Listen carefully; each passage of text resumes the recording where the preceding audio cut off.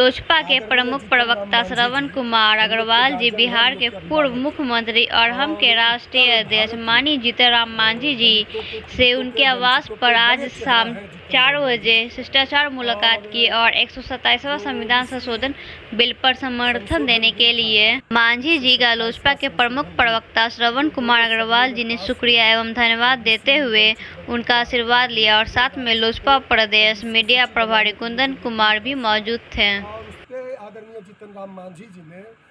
प्रधानमंत्री जी को धन्यवाद दिया और इस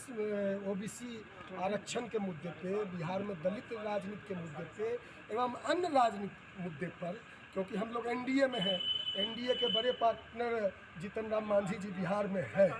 और बिहार में मंत्रिमंडल में भी हैं और निश्चित रूप से जो कुछ इन दिनों प्रकरण लोजपा में हुआ, लोक जनशक्ति पार्टी में, तो आदरणीय जीतन राम मांझी जी ने निश्चित रूप से जो केंद्रीय मंत्री हमारे लोक जनशक्ति पार्टी के राष्ट्रीय अध्यक्ष श्री पशुपति कुमार पारस जी, उनको पूरी तरह से कहा आदरणीय मांझी बाबू ने कि स्वर्गीय रामविलास पासवान जी के निधन के बाद यदि कोई स्वाभाविक रूप से लोक जनशक्ति पार्टी का नेता है और उत्तराधिकारी है तो वह पशुपति कुमार पारस जी है। इसके लिए भी हम लोग धन्यवाद देने के लिए और एक शिष्टाचार मुलाकात, एक और कुछ पॉलिटिकल लोग मिलते हैं तो पॉलिटिकल बातें भी होती हैं, तो निश्चित रूप से हम लोग के अभिभावक हैं, हम लोग के नेता है और सबों ने अपना नेता जीतन बाबू मांझी जी को माना है, इसलिए हम मिलने आए थे। जातीय जनगणना को लेकर एनडीए में अलग अलग सुर देखने को मिला। देखिए, कोई मामला नहीं है। एनडीए सरकार में दलितों, पिछड़ों, शोषितों, वंचितों के लिए अनेक कल्याणकारी योजनाएं चली। आपने देखा 1955 में काका काले की रिपोर्ट जो थी उसको कांग्रेस ने ठंडे बस्ते में डाल दिया। 1980 में मंडल कमीशन का रिपोर्ट आया, उसको कांग्रेस ने रद्दी के टोकरे में डाल दिया। तो जो भी काम है दलितों, पिछड़ों, शोषितों के लिए वह निश्चित रूप से नरेंद्र मोदी जी ही पूरा करेंगे। कांग्रेस ने तो आज तक किया नहीं। 40 वर्ष 50 वर्ष सत्ता में उनको रहने का मौका मिला, उन्होंने तो कभी दलितों के बारे में सोचा नहीं, बाबा साहब भीमराव अम्बेडकर के बारे में कभी सोचा नहीं। यहाँ तक एक चित्र भी पार्लियामेंट के सेंट्रल हॉल में लगाने का काम जब भारतीय जनता पार्टी के समर्थन में से केंद्र में वीपी सिंह जी की सरकार बनी और उसमें स्वर्गीय रामविलास पासवान जी श्रम संसाधन मंत्री थे, तो बाबा साहब अम्बेडकर को भी सम्मान देने का काम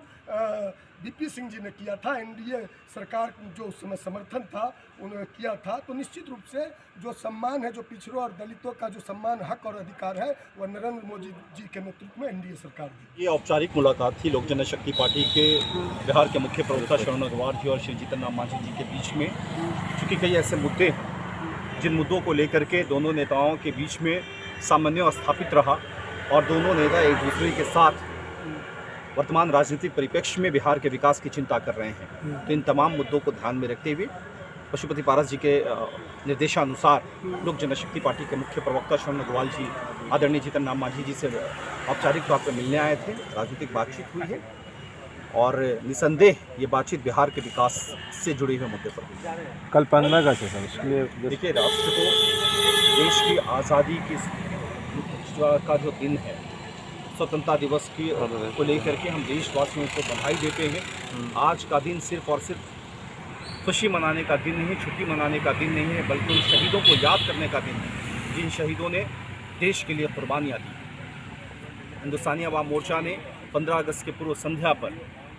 शहीदों को, स्वतंत्रता सेनानियों के परिवारों को सम्मानित करने का काम किया है और हर ज़िले में हम लोगों के रग रग में देशभक्ति भरने की कोशिश कर रहे हैं। हमारे कार्यकर्ता लगातार देश के वीर योद्धाओं के परिजनों से मिल रहे हैं, बातचीत कर रहे हैं और उनको धन्यवाद दे रहे हैं कि आपके परिवार के कारण ही आज हम स्वतंत्र हैं, हमारा देश सुरक्षित है।